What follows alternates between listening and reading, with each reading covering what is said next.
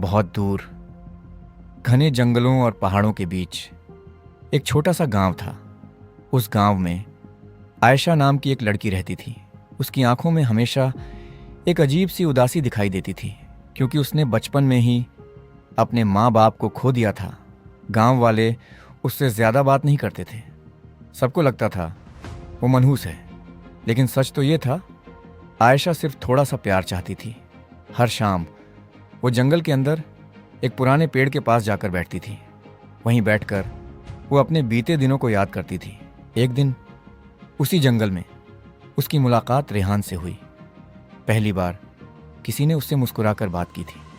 धीरे धीरे दोनों करीब आने लगे। आयशा की उदास आंखों में फिर से रोशनी लौटने लगी। लेकिन उस जंगल में कुछ अजीब था।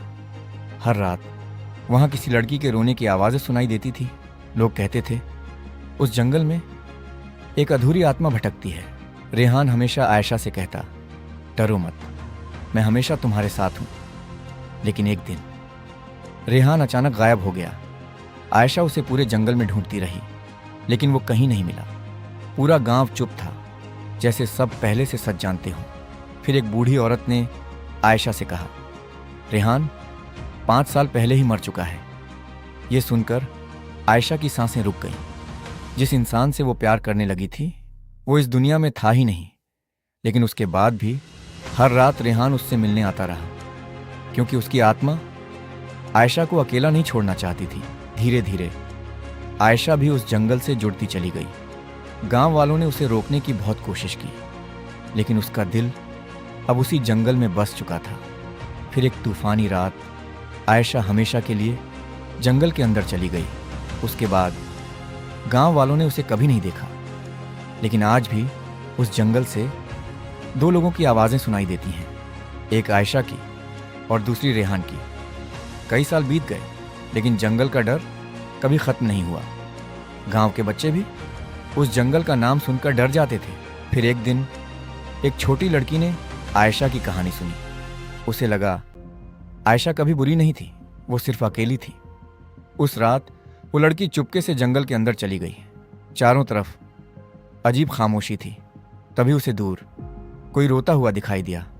वो आयशा थी, लेकिन इस बार आयशा मुस्कुरा रही थी।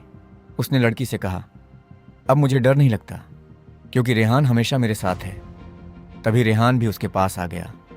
दोनों एक दूसरे को देखकर मुस्कुराने लगे। उस रात के बाद जंगल से रोने की आवाज़ें आना बंद हो गईं। शायद आयशा को आखिरकार उसका प्यार मिल गया था। सुबह होते ही वो छोटी लड़की गांव वापस लौट आई।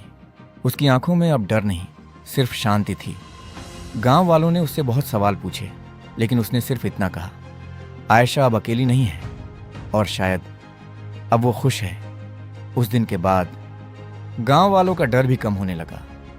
अब लोग उस जंगल को डर की नहीं, प्यार की कहानी कहते थे, क्योंकि वहां 2 अधूरी रूहों को सच्चा साथ मिला था।